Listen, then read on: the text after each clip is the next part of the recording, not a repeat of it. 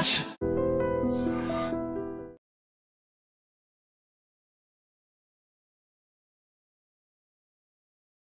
So ఇప్పుడు మనం big breaking news ను చూడబోతున్నాము. తెలంగాణకి సంబంధించి 42% రిజర్వేషన్లని బీసీలకు పెంచుతూ తెలంగాణ రాష్ట్ర ప్రభుత్వం నిర్ణయం తీసుకుంది, తీర్మానం చేసింది, గవర్నర్ కూడా పంపించింది. ఆ తర్వాత స్థానిక సంస్థల ఎన్నికలకు సంబంధించి రిజర్వేషన్ల పెంపుపై పిటిషనర్లు ప్రభుత్వం తరఫున వాదనల్ని హైకోర్టు విన్నది. యాక్చువల్గా ఈ రోజే వస్తుంది తీర్పు అనుకున్నప్పటికీ 28 మంది పిటిషనర్లు తమ వాదనల్ని వినిపించాలి అనుకున్నారు. ఈ నేపథ్యంలోనే ప్రభుత్వం కూడా రాజ్యసభ ఎంపీ అభిషేక్ మను సింఘ్విని తమ వాదనలు వినిపించేందుకు పెట్టుకుంది.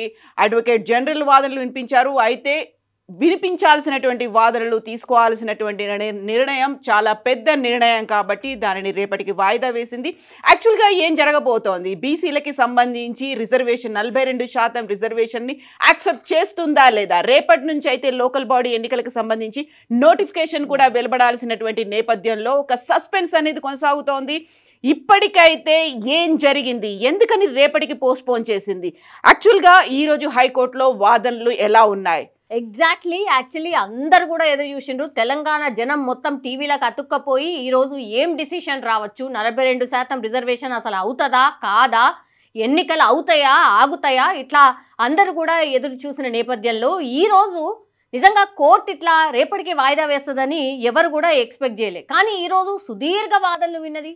ఆ తర్వాత చాలా ఇంప్లీడ్ పిటిషన్లు కూడా పడ్డాయి కాబట్టి వాళ్ళ వాదనలు కూడా వినాలి కాబట్టి రేపటికి వాయిదా వేసాము అన్నట్టుగా ఇప్పటి వరకు మనకు ఉన్నటువంటి సమాచారం. మాట్లాడదాం. మనతో పాటు సుప్రీంకోర్టు అడ్వకేట్ మాల్యాద్రి గారు మనతో పాటు ఫోన్ లైన్లో జాయిన్ అవుతున్నారు. సార్ నమస్తే సార్. నమస్కారం. ఎస్ సార్ ఈరోజు సుదీర్ఘంగా వాదనలు జరిగాయి. 42% రిజర్వేషన్ ఫర్ బీసీ, ఇది అతిపెద్ద చర్చగా మారింది తెలంగాణ వ్యాప్తంగా కూడా. ఈరోజు కోర్టులో వాదనలు ఎట్లా జరిగినాయి సార్? ఇది యాక్చువల్ గా సంక్షిప్తంగా చెప్పాలంటే GOMS నెంబర్ 9 తెలంగాణ ప్రభుత్వం జారీ చేసిన ఆదేశం బ్యాక్వర్డ్ క్లాస్ బీసీస్ కోసం స్థానిక సంస్థల పంచాయతీలు మున్సిపాలిటీల్లో రిజర్వేషన్ 42% పెంచింది. SC/ST రిజర్వేషన్లు మరో 15+10% ఉంటాయన్నమాట. మొత్తం స్థానిక సంస్థల్లో రిజర్వేషన్ సుమారుగా 67% అవుతాయని వెల్లడించి 26 సెప్టెంబర్ 2025 నాడు ఇది ఇవ్వడం జరిగింది. అయితే దీనిపై బ్యాచ్ పిటిషన్లు హైకోర్టులో మరియు కొన్ని పిటిషన్లు సుప్రీంకోర్టులో వేశారు. సుప్రీంకోర్టు విచారించకుండానే తిరస్కరించింది, అసలు ఎంటర్టైన్ చేయలే. హైకోర్టు వెళ్లి వాదించడానికి స్వేచ్ఛ మటుకు ఇచ్చింది. సో 6-7 అక్టోబర్ 2025 నుంచి ఈ కోర్టు చుట్టూ తిరుగుతా ఉన్నారు. విక్రమ్నాథ్ అండ్ సందీప్ మెహతా కోర్టులో జరిగింది ఇది. అంటే ఎకనామికల్ సహితంగా క్లబ్ చేసి ఒకే సెషన్ లో వినిపించడానికి హైకోర్టులో పలు పిటిషన్లు ఉన్నాయి కాబట్టి హైకోర్టులో ఈ వారం అంటే 8వ తారీఖు నాడు వాటిని క్లబ్ చేసి దాన్ని వినటానికి అని చెప్పి అంటే రాష్ట్ర ప్రభుత్వం ప్రతిపాదించడం కోసం సీనియర్ సాధారణ గవర్నమెంట్ న్యాయవాది మరియు అభిషేక్ మను సింఘ్ని కూడా సంప్రదించి ఆయన కూడా తీసుకొచ్చారు. మీకు తెలుసు ఆయన కాంగ్రెస్ తరఫున అన్ని వాదిస్తూ ఉంటారని. అయితే కేంద్రమైన విషయాలు వాదనలకు సంబంధించి చెప్పాలంటే పిటిషనర్లు ఏమంటున్నారంటే స్థానిక సంస్థలపై మొత్తం రిజర్వేషన్ పరిమితి తెలంగాణ పంచాయతీరాజ్ యాక్ట్ 2018 దాంట్లో ఉన్న సెక్షన్ల ప్రకారం చూస్తే 50% మించకూడదు, కానీ 67% అయింది కాబట్టి ఇది అనైతికము, చట్ట విరుద్ధము. ఇది ప్రధానంగా హైకోర్టు వాదనలో ఒకటి. అయితే నిర్దిష్టమైన విధానపరమైన దశలను ఎవరి హోదా కేటగరైజేషన్ చేయటం, బీసీ తులనాత్మకంగా విభజించటం మొదలైనవి పూర్వ పరిశీలన లేకుండా చేసినట్లు వాదనలు ఉన్నాయని అనుకుంటున్నారు. సోమరిన్ శర్మ ఇలా వాదించాడు అనమాట. కేటగిరీ వైజ్ కేటాయింపు కొన్ని పిటిషన్లని ప్రభుత్వాన్ని ఆదేశించాలని కోరుతున్నాయి. అంటే బీసీలో కూడా వర్గీకరించి ఎవరికి ఏ స్థాయిలో ఎన్ని, అంటే బీసీలో అనే కులాలు ఉంటాయి కదా, వాటికి సంబంధించి ప్రత్యేకంగా కేటగిరీ వైజ్ కేటాయింపును అలొకేషన్ చేసి అప్పుడు మాత్రమే ఎన్నికలు నిర్వహించాలి, లేకపోతే జీవో ఇచ్చిన దాని వల్ల నిష్ప్రభావం అయిపోతుందని చెప్పి అంటున్నారు. దానికి ప్రభుత్వం ఏమంటుందంటే బీసీల తరహా సామాజిక ఆర్థిక రాజకీయ పరిస్థితులపై సార్వత్రిక పరిశీలన అంటే సోషియో ఎకనామిక్ అండ్ పొలిటికల్ ఆధారంగా పాలసీ నిర్ణయం తీసుకుంది కాబట్టి అసెంబ్లీ ద్వారా కూడా బిల్స్ కూడా పాస్ చేయబడ్డాయి కాబట్టి ఆ చర్య సహజంగా చట్టపరంగా ఉంది అని చెప్పి అడ్వకేట్ జనరల్ కానీ అభిషేక్ మను సిన్హి కానీ న్యాయ రక్షణ ప్రకారం ఉంది కాబట్టి ఖచ్చితంగా దీన్ని మీరు చేయాలని చెప్పి వాదిస్తున్నారు. అయితే ఇక్కడ వేణుగోపాల్ రెడ్డి అని ఆయన ఒక రైతు అంటే అగ్రికల్చరిస్ట్ గా ముందుకు వచ్చాడు. ఆయన వచ్చి మాజీ ప్రజాప్రతినిధుల సామాజిక కార్యకర్తలతో కలిసి సవాల్ చేశాడు, ఒక్కడే చేయలేన. అంటే ఇది 50% పరిమితిని దాటిందనేది ఒకటి. అసెంబ్లీలో కానీ అసెంబ్లీ బయట కానీ ఏదైతే ప్రొసీజర్ వాళ్ళు ఫాలో అయ్యారో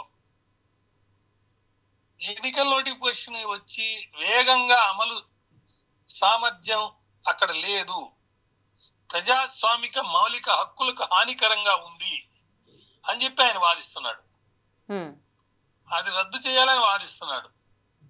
తక్షణమే స్టే ఇవ్వండి అంటే ఎన్నికల ముందు దీన్ని నిలిపేయండి, ఈ ఎన్నికలకి దీన్ని మీరు అమలు చేయొద్దు, తర్వాత విచారించిన తర్వాత మీరు చేద్దురు అని చెప్పి చెప్పడం. అయితే సుప్రీంకోర్టు ఎంటర్టైన్ చేయలేదు కదా. అవును, సుప్రీంకోర్టు హైకోర్టులో ఈ విషయంపై ముందు కేసులు ఉన్నాయి కాబట్టి హైకోర్టులో వాదించాలి, అక్కడ డిసిషన్ అయిన తర్వాతనే. ఎందుకంటే అక్కడ మీకు స్టే ఇవ్వలేదు, స్టే ఇచ్చుంటే అది వేరే విషయం, స్టే ఇవ్వలేదు కాబట్టి మీకు లిబర్టీ ఇస్తున్నాం, మీరు ఎక్కడ వెళ్ళి వాదించండి అని చెప్పాను. అయితే ఎన్ని పిటిషన్లు క్లబ్ చేసి ఇవన్నీ వినాలని చెప్పి ఒక నిర్ణయం తీసుకొని ముందుకెళ్ళడం జరిగింది. దాంట్లో కూడా మళ్ళీ వాయిదా పడింది. ఇప్పుడు రేపు లోపల తీర్పు అయ్యి అంత వస్తుందని కూడా అంత ఎక్స్పెక్టేషన్ నాకైతే లేదు. టైం తీసుకుంటది ఇది ఎక్కువ అని అనిపిస్తుంది అనమాట. సో రేపు కూడా ఇది ఒక కంక్లూజన్ అనేది రాకపోవచ్చా సార్? రేపు కూడా ఇది రాకపోవచ్చు, మళ్ళీ పోస్ట్పోన్ చేస్తారు. అంటే ఇప్పుడు ఎన్నికలు అనేవి జరుగుతాయంటారా? రేపు నోటిఫికేషన్ కాబట్టి రిలీజ్ అవుతోంది కాబట్టి రేపు రిలీజ్ అవుతుందని మీరు ఎంత గ్యారంటీగా ఎలా చెప్తున్నారు? ఓకే, అంటే యాజ్ పర్ షెడ్యూల్ అయితే యాక్చువల్లీ రేపు నోటిఫికేషన్ రావాలి కదా సార్? అవును, ఇవ్వాలి. ఎలక్షన్ కమిషన్ కూడా ఇవన్నీ కూడా కన్సిడర్ చేస్తుంది కదా. ఓకే, హైకోర్టు సుప్రీంకోర్టు ఏం చెప్పింది? హైకోర్టు ముందే ఉన్న కేసులన్నీ విచారించాలి, ఆ కేసుల్లో ఏ కంటెన్షన్స్ ఉన్నాయి, దాని లక్షణాలు ఏంటి, అవన్నీ పరిశీలించాలి. ఓకే, అది నివేదికలు, వాదనలు ఇవన్నీ చాలా ఉన్నాయి. ఇంట్రికసీస్ లోపలికి వెళ్ళి చూడాలి కదా. అయితే ఇంతవరకు సుప్రీంకోర్టు కానీ హైకోర్టు కానీ జీవో నిలిపివేయటం కానీ రద్దు చేయటం అనేది జరగలేదు. అవును, అందువల్ల ఏంటి, ఎక్కువ మంది ఏమనుకుంటున్నారు, స్థానిక సంస్థల ఎన్నికల్లో ఈ జీవో అమల్లో ఉన్నట్టే కాబట్టి ఈ జీవో ప్రకారం ఎన్నికలు జరిగేదానికి అవకాశం ఎక్కువ ఉందనేది అనుకుంటున్నారు అందరూ. Because GO is in force, అవును, జీవో ఈజ్ నాట్ స్టేడ్. కానీ ఇక్కడ ఏంటి, సుప్రీంకోర్టులో బీసీ 42% రిజర్వేషన్ పిటిషన్ నేరుగా విచారించకుండా తిరస్కరించింది. ఇప్పుడు క్లబ్ చేసి చెయ్యాలి. Chief justice, honourable chief justice Aparesh Kumar Singh దగ్గర ఉంది. మరి రేపు గనక స్టే ఇవ్వకపోతే ఈ 42% అమల్లో తీసుకొచ్చి ఇదే విధంగా ఎన్నికలకి వెళ్లేదానికి అవకాశం ఉంది. అయితే గతంలో సుప్రీంకోర్టు తీర్పుల్లో సూచించబడిన 50% క్యాప్ అంటాము దాన్ని, అది అధిగమించి చేస్తున్నారు కదా. సో ప్రభుత్వం హైకోర్టుకి చాలా చక్కగా వివరించడం జరిగింది. 285A సెక్షన్ లో పోటుగా బీసీ కోటా పెంచి బిల్లు ప్రవేశపెట్టామని, ఆ ప్రకటనలో గవర్నర్ ఆమోదం లేని పక్షంలో ప్రశ్నలు దారుణంగా ఉంటాయి. కానీ గవర్నర్ ఆమోదం కూడా ఉంది. ఇప్పుడు అత్యంత వేగంగా విచారణ జరపాలనేది అందరి యొక్క ఆలోచన. పంచాయతీ ఎన్నికల శాఖ వారికి ప్రత్యేక ముప్పు రావాల్సినటువంటి హక్కు కూడా ఇవ్వకూడదు. అంటే ప్రత్యేకమైనటువంటి ఎటువంటి స్టే ఆర్డర్ లేదు కాబట్టి ఇది ఇలాగే కొనసాగించాలనేది గవర్నమెంట్ ఇది. కానీ పాక్షికంగా విచారణ జరిగింది. ఇప్పుడు కొన్ని వాయిదాలు అనేవి ఇవ్వడం జరుగుతుంది అనమాట జనరల్ గా. అలాంటి పరిస్థితుల్లో ఎప్పుడైనా ఏ స్టేజ్ లో అయినా సరే ఒక ఆర్డర్ ఇచ్చేదానికి అవకాశం ఉంటుంది. కానీ జనరల్ గా ఎలక్షన్ ప్రిన్సిపల్ ఎలా ఉంటుందంటే వన్స్ నోటిఫికేషన్ ఇస్తే మళ్ళా కోర్టు యొక్క ఇంటర్ఫిరెన్స్ అనేది ఏ స్టేజ్ లో కూడా చేయరు. కానీ ఇక్కడ ఒక ప్రిన్సిపల్ ఏంటంటే నోటిఫికేషన్ ఇవ్వక మునిపే వీళ్ళు వచ్చి అడుగుతున్నారు ఇది తీసుకోవద్దని. అవును, జనరల్ గా ఏంటి, నోటిఫికేషన్ ఇచ్చిన తర్వాత ఎవరైనా వస్తే అయ్యా మీరు నోటిఫికేషన్ ఇచ్చేసిన తర్వాత వచ్చారు కాబట్టి election is over, you can ask for your remedies అని అనవచ్చు. కానీ వీళ్ళు నోటిఫికేషన్ కంటే ముందు వస్తే నువ్వు నోటిఫికేషన్ కి ముందు వచ్చావు, అది ఇస్తారో లేదో తెలియదు, ఇచ్చిన తర్వాత చూద్దామంట. ఇట్లా రెగ్యులేటరీ టాక్టిక్స్ అనమాట. ముందు వస్తే ఏమో ముందే ఎందుకు వచ్చావు, తర్వాత కదా నోటిఫికేషన్ ఇచ్చిన తర్వాత కదా నువ్వు రావాలని అంటారు. నోటిఫికేషన్ ఇచ్చిన తర్వాత వస్తే ఏమో నోటిఫికేషన్ ఇచ్చేసారు కదా ఎలక్షన్ అయిపోయిన తర్వాత చూద్దాం అంటారు. ఇది జనరల్ గా కోర్టులో జరిగే ఒక డ్రామా లాగా అనుకోండి. అట్లా ఆ ప్రిన్సిపల్స్ ఫాలో అవుతారు. కానీ ఇక్కడ జరిగింది ఏంటి, నోటిఫికేషన్ ముందే వస్తే సుప్రీంకోర్టుకి వెళ్తే సుప్రీంకోర్టు మీరు అన్ని కలిసి విచారించి విని చెప్పండి అనింది. కాబట్టి రేపు ఏదైనా స్పీడ్ గా జరిగి ఒక ఆశ్చర్యకరంగా త్వరితగతిన న్యాయాన్ని అందించాలనే ఒక ఉద్దేశంలో సుప్రీంకోర్టు ఆర్డర్ కూడా ఉంది. కాబట్టి ఏమైనా ఆర్డర్ వస్తే అది ఎక్సెప్షన్ గా తీసుకోవచ్చు. కానీ జనరల్ గా ఇట్లాంటి కేసెస్ లో అట్లా ఎక్సెప్షనల్ గా అంత త్వరగా వినేసి ఆర్డర్ ఇచ్చేదానికి అవకాశం తక్కువ. ఓకే, ఎన్ని డేస్ పట్టొచ్చు సార్? అంటే మీరు ఆల్రెడీ ఇట్లాంటి కేసెస్ చూస్తున్నారు కాబట్టి ఎన్ని డేస్ పట్టొచ్చు? ఇంకా ఈ వాదనలు ఎన్ని డేస్ జరగొచ్చు? అమ్మా, కోర్టులో ఎవరైనా ఇలానే జరుగుతుంది అని చెప్తే అది గ్యాంబ్లింగ్, అది అబద్ధం. కానీ దీంట్లో నేను చెప్పే కదా కంటెన్షన్స్ చాలా ఉన్నాయి, ఇంక్లూడింగ్ పిటిషన్స్ వచ్చినాయి. అన్నిటికంటే మెయిన్ ఏంటంటే ఆల్రెడీ క్యాప్ ఉన్న డెసిషన్స్ చాలా ఉన్నాయి. కాకపోతే మద్రాసుకి తమిళనాడుకి సంబంధించి కూడా కొన్ని సందర్భాల్లో రిజర్వేషన్లు అనేవి ప్రత్యేకంగా కల్పించడం జరిగింది. అందుకనే 295A అని చెప్పి వాళ్ళు దాని కింద ఆర్టికల్ కింద కోట్ చేస్తున్నారు. సో నాకు ఉన్న అనుభవం మీద నా ఉద్దేశం ఏంటంటే రేపు తీర్పు రాకపోతే ఎన్నికలు అనేది నోటిఫికేషన్ ఇచ్చి ముందుకు వెళ్ళిపోతూ ఉంటారు. మధ్యలో ఏదైనా ఆర్డర్ వస్తే దాని ప్రకారం ఏమైనా ఇంప్లిమెంట్ చేస్తారేమో అని అనుకుంటున్నా. ఎందుకంటే government is committed to give 42% అన్నట్టుగా మనకు కనిపిస్తుంది. ఎందుకంటే సుప్రీంకోర్టులో గెలిచారు, all the way Abhishek Singh ని ఇక్కడ తీసుకొచ్చారు. అభిషేక్ సింగ్ గారు మాకు 1 or 2 years సీనియర్ ఇన్ మా లా ఫ్యాకల్టీలో. ఆయన కాంగ్రెస్ కి చాలా కంకణబద్ధుడై వ్యవహరిస్తుంటాడు. ఇక్కడ కాంగ్రెస్ గవర్నమెంట్ ఉంది. ఈ రిజర్వేషన్లు తీసుకొచ్చి ఇండియాలో కల్లా ఫస్ట్ రిజర్వేషన్లు తీసుకొచ్చిన ప్రభుత్వం ఇదని చెప్పి చూపించేదానికి ఎక్కువ అవకాశం ఉంది. ఇంకా లోతుకు పోయి చెప్పాలంటే బీహార్ ఎలక్షన్స్ రాబోతున్నాయి కాబట్టి అక్కడ దీన్ని వాడుకునే అవకాశం కూడా ఎక్కువ ఉంది. బీహార్ ఎలక్షన్ అనేది రాబోయే రోజుల్లో దేశ భవితని దేశ చరిత్రని మార్చే అవకాశం ఉంది. అక్కడ నితీష్ కుమార్ అక్కడ ఓడిపోతే ఆంధ్ర రాష్ట్రంలో ఏం జరగబోతుందో చాలా మంది ఆలోచిస్తున్నారు. తెలంగాణ కాదండి, ఆంధ్ర రాష్ట్రంలో. సో నితీష్ కుమార్ అక్కడ గెలిస్తే తెలంగాణలో ఏం జరగబోతుందని చాలా మంది ఆసక్తికరంగా రాజకీయంగా కూడా చూస్తున్నారు. ఎందుకంటే నితీష్ కుమార్ గారు అక్కడ మళ్ళీ ముఖ్యమంత్రి అయితే చాలా స్ట్రాంగ్ అయిపోతారు. బీజేపీ గాని నితీష్ కుమార్ పార్టీ గాని ఉత్తరప్రదేశ్ లో గాని స్ట్రాంగ్ అయిపోతారు. జూబ్లీ హిల్స్ ఎలక్షన్స్ లో అంటే అవకాశం ఎక్కువ ఉంది బీజేపీకి. ఈ పరిస్థితుల్లో రేపు రాబోయే తీర్పు లేదా రేపు రాబోయే నోటిఫికేషన్ ఈ రెండిట్లో ఏదైనా కూడా చాలా ఆసక్తికరంగా చాలా తీవ్రంగా అందరూ చూస్తున్నారు మీరు అన్నట్లు. Thank you sir, thank you so much. Welcome అమ్మ, నమస్తే. సో అత్యంత ప్రతిష్టాత్మకంగా తీసుకున్నటువంటి తెలంగాణ రాష్ట్ర ప్రభుత్వం 42% రిజర్వేషన్కి సంబంధించి సస్పెన్స్ అనేది అంతే కొనసాగుతోంది. ఆసక్తికరంగా ఉంది. ముందు నుంచి కూడా తర్జన భర్జనలు అయ్యాయి, వాదోపవాదాలు ఇవన్నీ కొనసాగినప్పటికీ కూడా ఏకగ్రీవంగా ఆమోదించారు. ఆమోదించిన తర్వాత గవర్నర్ దగ్గరికి వెళ్ళింది. గవర్నర్ ఎందుకని పెండింగ్లో ఉంచింది అనేటువంటి ఒక మాట. మనతో పాటు రాజేష్ కుమార్ గారు అడ్వకేట్ జాయిన్ అవుతున్నారు. రాజేష్ గారు, ఇవాళ ఎట్లా జరిగినాయి వాదనలు? 42% రిజర్వేషన్ సాధ్యమా కాదా? యాక్చువల్ గా ఈ రోజు హైకోర్టులో జరిగిన వాదోపవాదాలు పరిశీలించినట్టయితే 42% రిజర్వేషన్ హైకోర్టు అనేది స్టే ఇవ్వడానికి నిరాకరించిందండి. కానీ 42% సాధ్యమా కాదా, అది లీగల్ గా యాజ్ పర్ ప్రొసీజర్ ఉందా లేదా అనే దాని మీద క్లారిటీ ఇవ్వలేదు. దాని మీద ఎలాంటి ఒపీనియన్ తీసుకోలేదు. బట్ ప్రజెంట్ ఎలక్షన్స్ కి అయితే అంటే అది విరుద్ధమా చట్ట ప్రకారం ఉందా తేల్చలేదు. కానీ రేపు జరిగే ఎలక్షన్స్ కి మాత్రము అది నోటిఫికేషన్ ఎలాంటి స్టే ఇవ్వడానికి కుదరదని అభిప్రాయపడింది. కానీ ఎలాంటి ఎలక్షన్స్ కైనా రిజర్వేషన్స్ కైనా ఎలాంటి సంబంధం లేదండి. ఎలక్షన్స్ కి రేపు జరిగే ఎలక్షన్స్ కి రిజర్వేషన్స్ కి ఆల్రెడీ సంబంధం లేదు. అది ఒకవేళ రిజర్వేషన్స్ కిందికి మీదికి అయినాయి అంటే డెఫినెట్ గా మనకు రేపొద్దున మళ్ళీ దాని పర్యావరణాలు 100% ఉంటాయి యాక్చువల్ గా. కానీ స్టేకి చాలా మంది ఇంప్లీట్ చేశారు, కొన్ని స్టేకి అయితే నిరాకరించారు. కొన్ని బీచ్ సంఘాలు అయితే ఇంప్లీట్ పిటిషన్స్ రిజర్వేషన్స్ కి మద్దతుగా అయితే వేయడం జరిగింది.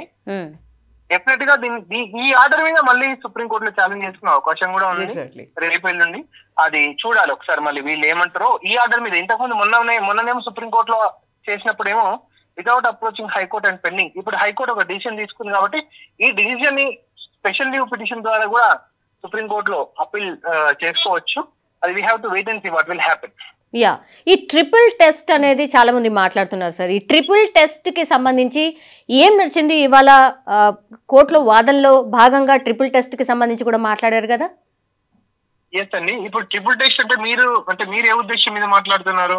ఇప్పుడు ఇది కూడా వన్ ఆఫ్ ది రీజన్. ఇదంతా ఏమీ జరగకుండానే వీళ్ళు రిజర్వేషన్ ఆర్ జీవోకి వెళ్లారు అనేది కూడా పెద్ద వాదన కదా, పిటిషనర్ల యొక్క వాదన.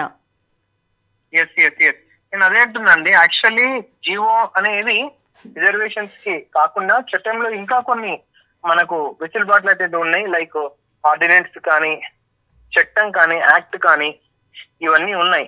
ఇంతకుముందు జయలలిత గారు తమిళనాడు నుంచి 50% అబో రిజర్వేషన్స్ క్రాస్ అయినప్పుడు అప్పుడున్న prime minister of India permission cabinet council parliament లో పెట్టి అది ఒక చట్టంగా తీసుకురావడం జరిగింది. అవును, అది ఒప్పించి చేసుకున్నారు. కానీ ఇక్కడ అట్లాంటివి ఏం లేవు.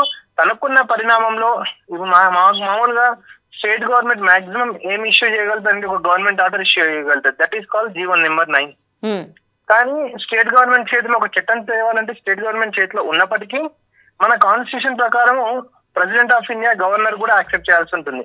అప్పుడే చట్టరీత్యా రూపం దాల్స్తుంది. అదర్వైజ్ ఒక ఆర్డినెన్స్ కూడా తీసుకురావచ్చు. ఈ ఆర్డినెన్స్ ప్లస్ చట్టం చేయకుండా ఒక జీవో మీద నేను మొత్తం ఎలక్షన్స్ నడిపిస్తా అంటే కూడా అది హైకోర్టు దీని మీద డిసిషన్ తీసుకోకుండా ఎలక్షన్స్ మాత్రం వాయిదా వేయడానికి కుదరదు అని చెప్పిందండి. దీని మీద డిసిషన్ నెక్స్ట్ మళ్ళీ ఫర్దర్ హీరింగ్స్ లో ఉంటుంది. ఇప్పుడు రేపు వాదనలు మరోసారి జరగబోతున్నాయి కాబట్టి, విచారణ మరోసారి జరగబోతుంది కాబట్టి రేపు ఏమన్నా తీర్పు వచ్చే అవకాశం ఉందా అండి? చూడాలండి. ఇప్పుడు రేపు ఈ 42% దాని మీద మళ్ళీ విచారణ ఉన్నాయి కాబట్టి let the election notification will come. దాని అవుట్కమ్ అనేది అంటే ఈవెన్ దో కేసు పెండింగ్ ఉన్నాను మీరు ఇచ్చుకోవచ్చని స్పష్టం చేసింది.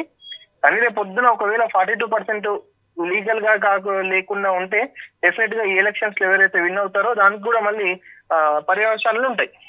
ఓకే, ఒకవేళ ఎలక్షన్స్ జరిగినా మళ్ళీ ఫలితం కూడా ఆపొచ్చు. ఆపొచ్చు అంటే పర్యవసానాలు ఉంటాయి.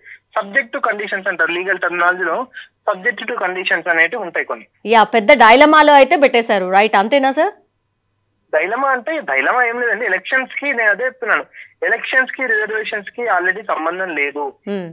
స్టేట్ గవర్నమెంట్ జీవో చట్టం అనేది ఇక్కడ ఏంటంటే మామూలుగా ఒక చట్టం అనేది important rather than GO. Act is more powerful than GO. జీవోలో కూడా 2 రకాలు ఉంటాయి. జీవో ఎంఎస్ ఉంటుంది, జీవో ఆర్టీ ఉంటుంది. Regular GO, GO MS GO MS is greater than GO RT అట్లా ఉంటాయి కాబట్టి so we have to wait and see what will happen subject to condition of this 42% reservation of the OBC. Yes sir. Sir విచారణ జరిగినప్పుడు ప్రభుత్వం తరఫున నిజంగానే గట్టిగానే వాదనలు వినిపించారా? అవునండి, ప్రభుత్వం సీనియర్ అడ్వకేట్ ఢిల్లీ నుంచి పిలిపించే వాదనలు అయితే వినిపించడం జరిగింది. After consideration of the merits of the case, the Honorable High Court for the State of Telangana has taken this opinion. Yes. Thank you అండి, thank you so much Rajesh garu. So ఈ suspense అనేది continue అవ్వబోతోంది. యాక్చువల్గా notification అయితే రేపు release అవుతుంది. Notification 2 different entities కనిపిస్తున్నాయి. ఒక elections commission అనేది కనిపిస్తుంది, ఇంకొకటి కోర్టులు అనేవి కనిపిస్తున్నాయి, మధ్యలో రాజ్యాంగం కూడా ఉంది. కాబట్టి రాజ్యాంగం ఏం చెప్తోంది, 50% మించి రిజర్వేషన్లు ఉండకూడదు అని చెప్పిన తర్వాత ఒక క్యాప్ని అక్కడ పరిమితిని విధించిన తర్వాత లోకల్ బాడీ ఎలక్షన్స్కి సంబంధించి 42% కనుక యాడ్ చేస్తే అది 50%కి మించిపోతోంది అనేది ఒక వాదన అయితే, అసలు రాజ్యాంగంలోనే 50% అనేటువంటి ఒక మాటకి నిర్వచనం సరిగా లేదు అనేది అభిషేక్ మను సింఘ్వి చేసినటువంటి వాదనలో సారాంశం. కాబట్టి ఏం జరగబోతోంది అనేది క్యూరియాసిటీని మరింత పెంచుతోంది. రేపు విచారణ జరిగిన తర్వాత నిజంగా ఒక డిసిషన్ వస్తుంది అనుకుంటున్నారా? రేపు విచారణ జరిగిన తర్వాత కవిత గారు ఎగ్జాక్ట్లీ ఆ ఇద్దరు అడ్వకేట్స్ చెప్పినటువంటి మాట కూడా అదే. కాబట్టి యాక్చువల్గా ఒకవేళ కోర్టు పరిధిలో ఉంది కాబట్టి నోటిఫికేషన్ రావచ్చు, రాకపోవచ్చు, కంటిన్యూ అవ్వచ్చు, కంటిన్యూ అవ్వకపోవచ్చు అనేది ఒక వాదన అయితే, ఇంకొక వాదన కూడా యాక్చువల్గా ఎలక్షన్ జరిగిన తర్వాత రిజల్ట్స్ ని మాత్రం అక్కడ విత్ హెల్డ్ లో ఉంచొచ్చు అనేటువంటి ఇంకొక వాదన కూడా ఉంది.